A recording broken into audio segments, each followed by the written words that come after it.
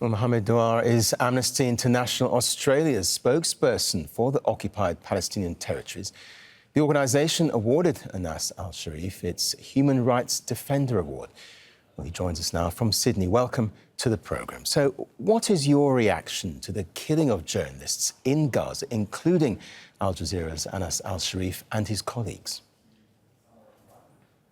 Thank you for having me today, and I want to begin by expressing our deepest condolences to you and your colleagues for the killing of Anas and all Al Jazeera journalists by Israel. They should all still be alive. We at Amnesty are heartbroken and devastated. We condemn in the strongest terms the targeting of journalists. Journalists are protected under international law, and they are not and should never be a target. What happened to Anas is part of an emblematic, wider, well-documented pattern, and that is Israel's deliberate and systematic targeting of journalists.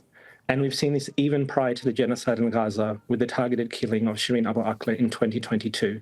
And to date, no one has been held to account for her death or of any Palestinian journalists in Gaza. And of course, the work of journalists is vital, isn't it, in revealing the truth of what's happening in Gaza? Absolutely. Amnesty International's research, monitoring and documenting of human rights abuses in an effort to bring perpetrators to justice relies on journalists around the world, not only in the occupied Palestinian territory. We must remember that the brave and courageous Palestinian journalists who have been reporting on the ground since the genocide began have been operating in the most dangerous and difficult conditions on earth and at great risk to their lives, to showcase to the world the war crimes being committed by Israel, war crimes, crimes against humanity, and what Amnesty determined in December 2024 to be a genocide against 2 million Palestinian women, men and children.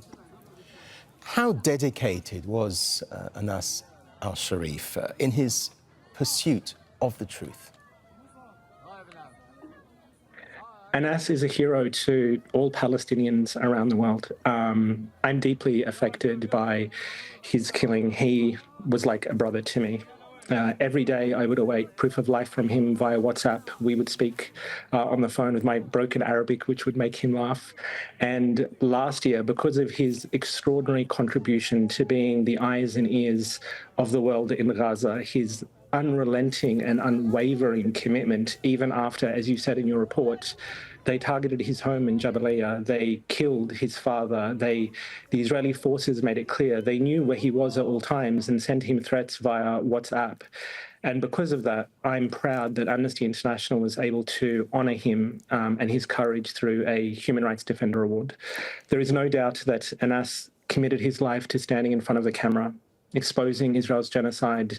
He dedicated himself and his entire life to documenting the truth and allowing the rest of the world to bear witness to the situation.